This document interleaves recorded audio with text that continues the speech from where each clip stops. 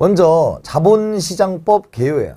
자본시장법 개요입니다. 그러니까 자본시장법이라는 것은 자본시장에서 지금 우리가 어떻게 투자 자산에 대해서 투자를 하고 뭐 돈을 벌고 뭐 이런 얘기를 하는데 그게 법적 테두리가 없다면 많은 사람들이 뭐 사기를 당하거나 그럴 수 있겠죠. 그런 부분들을 좀 사전에 차단하기 위해서 이 정도의 테두리, 룰을 좀 정해놨습니다.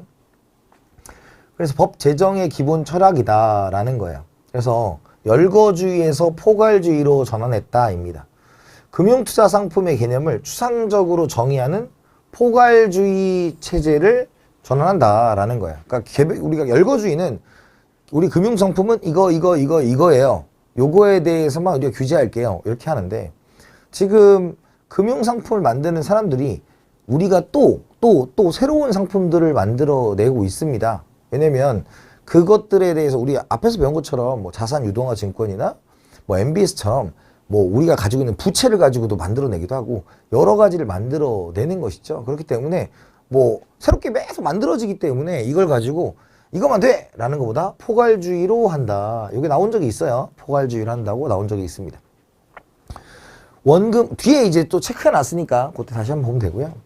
원금 손실 가능성이 있는 금융상품을 금융투자상품이다 라고 얘기합니다. 그래서 손실이 있어야 된다 라는 겁니다. 물론 손실이 있다는 것은 그만큼 하이 리스크 하이 리턴에 따라서 여러분들 돈을 벌 수 있는 기회도 존재한다 이렇게 보시면 됩니다.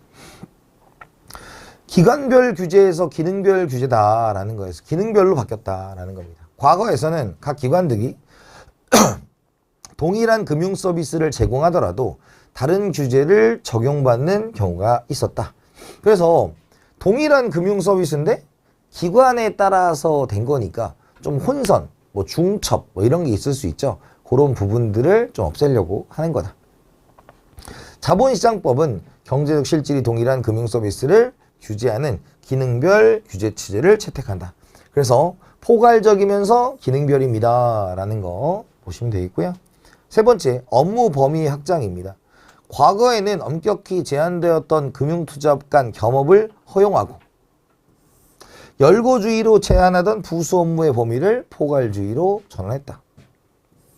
그러니까 옛날에는 너는 이것만 해, 넌 이것만 해, 넌 이것만 해 이렇게 됐어요. 근데 그렇게 하다 보니까 우리 경제, 이것도 경제 원리가 들어가잖아요. 효율성이 떨어질 수 있다는 거죠. 그래서 한 곳에서 하면 빨리빨리 진행될 수 있음에도 불구하고 그렇지 않아서 발생하는 낭비, 이런 비효율들을 없애기 위해서 좀 전반적으로 같이 하고 포괄적으로 할 수 있게 이제 바꿔놨다는 것이고요. 증권회사의 경우 선물업 및 집합투자업을 추가적으로 겸업할 수 있게 하였다. 그래서 겸용이 가능하게 만들었습니다.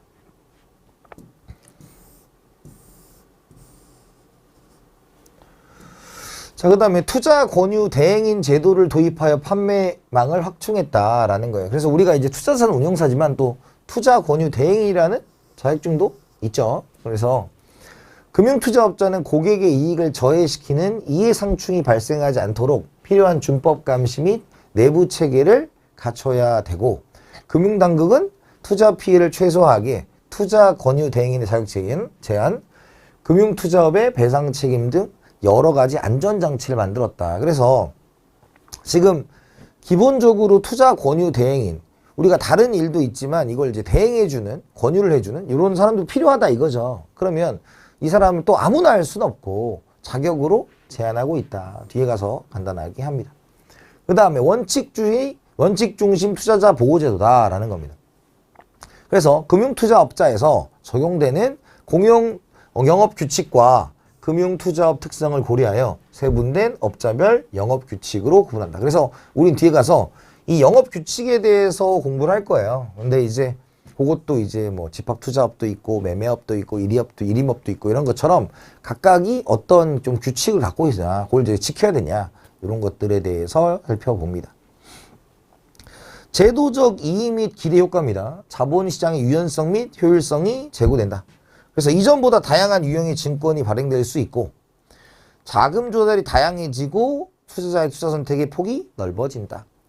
다양한 파생 상품을 활용하여 기업의 위험을 효율적으로 해지할 수 있고, 자본시장이 자금 중개 효율화를 가져올 것으로 기대한다. 그래서 다양한 증권, 다양한 자금 조달 수단, 그죠? 다양한 상품을 통해서 효율적으로 해지, 그 다음에 자금 중개도 돈도.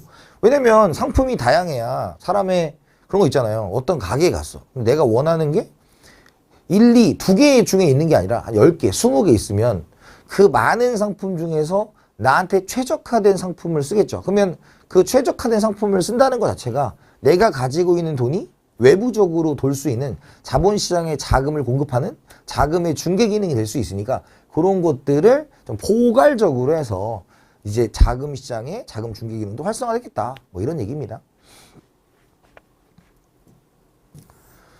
자, 자본시장의 지속 가능성을 제고한다. 그래서 신뢰도가 높아진다라는 겁니다. 왜냐면 법적인 테두리가 정해져 있는 거잖아요. 우리가 포괄적으로 놨다고 해서 그냥 다 뭐 알아서 해라 이런 건 아니고요. 기본적으로 이 틀에서 여러분들이 선택하고 이런 걸 어기면 여러분들이 뭐 여러 가지 보상을 받을 수 있다든지 이런 얘기를 할 수가 있게 되는 겁니다.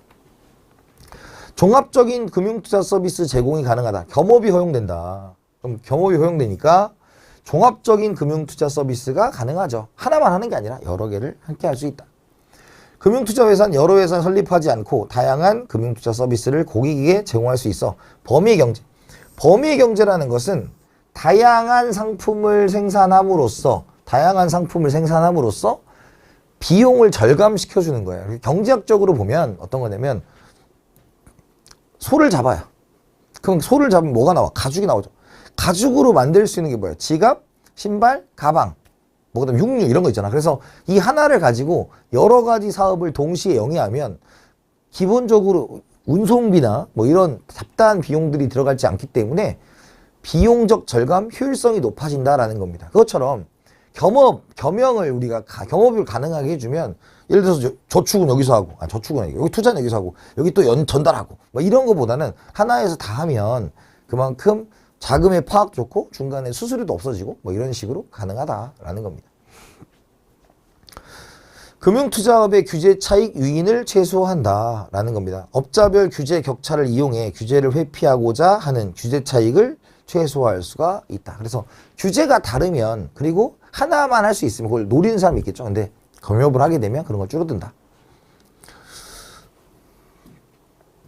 자, 그 다음에 이제 감독기관에 대한 거죠. 그래서 이제 우리가 투자를 할 때 이런 부분들, 이런 기관들이 우리가 투자한 것에 그런 권리를 보호받을 수 있게 도움을 주는 기관들이다. 이렇게 보시면 될 것 같고요. 금융위원회, 금융산업의 선진화와 금융시장의 안정을 도모하고 건전한 신용질서와 공정한 금융권례 관행을 확립하여 금융소비자를 보호하기 위한 거다. 국무총리 중앙행정기관으로 금융정책, 외국한 업무의 취급기관의 건전성 감독 및 금융감독에 대한 업무를 독립적으로 수행한다라는 거죠. 그래서 금융위원회는 가장 위에 있는 거죠. 그러니까 뭐냐면 선진화, 안정화 좀 포괄적이고 가장 위에서 이제 조망하는 이런 느낌으로 보시면 되고요. 증권선물위원회, 줄여서 증선위라고 합니다. 자본시장 및 기업회계와 관련된 주요 업무를 수행하기 위해 설치된 의결기구다. 자본시장의 불공정 거래조사, 기업회계 기준 및 회계 관리에 관한 업무, 자본시장 관리, 감독 및 감시 등과 관련된 주요 사항이다. 그래서 대표적으로 이제 자본시장의 불공정 거래라는 것이죠. 그런 것들을 증권선물위원회에서 감시한다라는 것으로 보시면 될 것 같고요. 금융감독원이 있겠죠. 그죠? 금융위와 증선위의 지도 감독을 받아 금융기관에 대한 검사, 감독 업무를 수행한다. 그래서 우리 뉴스에서 가장 많이 나오는 게 이제 금융감독원이고 금융감독원장이 누구고 그 사람이 어떤 얘기를 했고 이런 얘기들을 많이 볼 수가 있습니다. 그래서 무자본 특수법인을 정부, 한국은행, 예금보험공사 등의 출연금, 금융회사가 지급하는 감독 분담금, 기타 수입으로 경비를 충당한다. 금융기관의 업무 및 재산 상황에 대한 검사 결과에 대해 금융위, 증선위, 사무처에 대한 업무, 지원, 금융민원 해소 및 금융 분쟁을 조성한다. 그래서 지금 금융기관의 업무 및 재산 상황에 대한 감사, 은행이 과도하게 이자율을 받고 있냐, 그걸로 인해서 국민 경제가 좀 어렵냐, 이런 것들도 간섭할 수 있고요. 그 다음에 이제 금융민원에서 이런 것들도 이제 금융감독원에서 좀 해결이 가능하다. 이렇게 보시면 되고요. 그 다음에 금융투자업 관계기관입니다. 그래서 이제 투자업과 관련되어 있는 겁니다. 한국거래소 시장감시위원회, 유가증권, 코스피죠. 코스닥, 파생선물, 코넥스. 코넥스는 이제 중소기업 이런 데죠. 시장에서 시세조정 등 불공정 거래를 감시하기 위해 자본시장법에 의해 설립된 자율규제기관이다. 그래서 시장을 감시하는데 여러 가지가 있겠죠. 대표적으로 뭐 시세조정 같은 걸 한다. 그럼 그걸 이제 자율적으로 규제하는, 그러니까 법적 규제를 하는 게 아니라 자율적으로 규제를 한다. 이렇게 보시면 되고요. 불공정 거래 행위를 사전적으로 예방하기 위해 실시간으로 시장을 연계하여 감시하고 있으며 이상거래 종목, 풍문 수집, 지분 변동 등 시장에 의한 상시 감시 체계를 구축한다라는 거예요. 그래서 이 풍문하면 이제 맨날 이제 그런 거 있잖아. 증권가 찌라시. 그래서 뭐 누가 사기고 뭐 여기에 뭐가 근데 그게 다 맞지 않잖아요. 그냥 소문이지. 왜냐면 그런 것들에 의해서 기업 가치가 영향을 받을 수 있고 그걸로 과도하게 시세 조정이 되거나 이럴 경우에는 여기에 이제 감시를 받는다. 이렇게 생각을 하시면 됩니다.